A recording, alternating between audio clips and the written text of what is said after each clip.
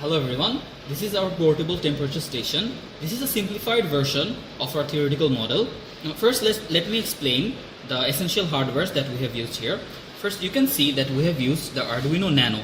Although in our term paper we have mentioned that we have used Arduino Uno, we have used Arduino Nano here just to make the circuit shorter and a bit simplified. Then we have used ESP8266 Wi-Fi module. And then we have used DHT11 temperature sensor. This captures the temperature and humidity of the environment. Then we have used barometric pressure sensor BMP185. This captures the pressure of the atmosphere. And then to provide a 3.3 DC voltage source that is needed for this circuit to work, we have used LM2596 buck converter. Now, how are you going to get the 3.3 volt? And now, as we are doing this in our university, we have used the DC voltage source that we already have at our disposal.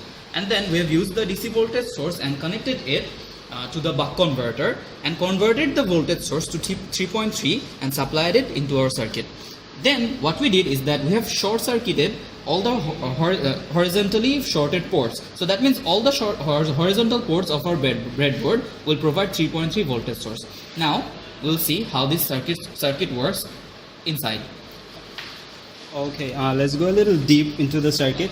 Firstly, the Wi-Fi module,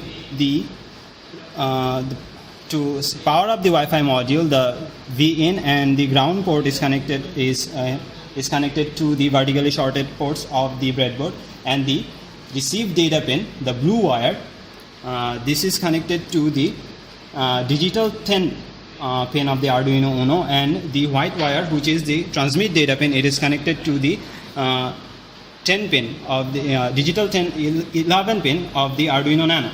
And secondly, the DHT11 temperature sensor.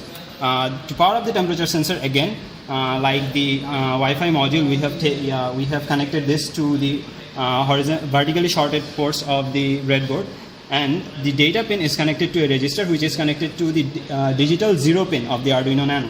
And then the barometric pressure sensor. To power up the barometric pressure sensor, like the module and this temperature sensor, we have taken power from the horizontal ports of the breadboard, and the SLA and the STA pin of the pressure sensor is connected to the analog 5 and analog 4 pin of the Arduino Nano respectively. Now, to talk about the power supply that we have provided in this breadboard, there are a couple of ways of doing this. Firstly, you can use the 3.3 volt pin that is provided in the Arduino Nano to power up the module and the sensors. However, the 3.3 pin, it does not provide the sufficient amount of power that we need because of some sort of internal error, I guess. So another way of doing it is to use the 5 volt pin of the Arduino Nano connected to the buck converter that we have used here, rotate the potentiometer to get 3.3 and then connect it to the circuit.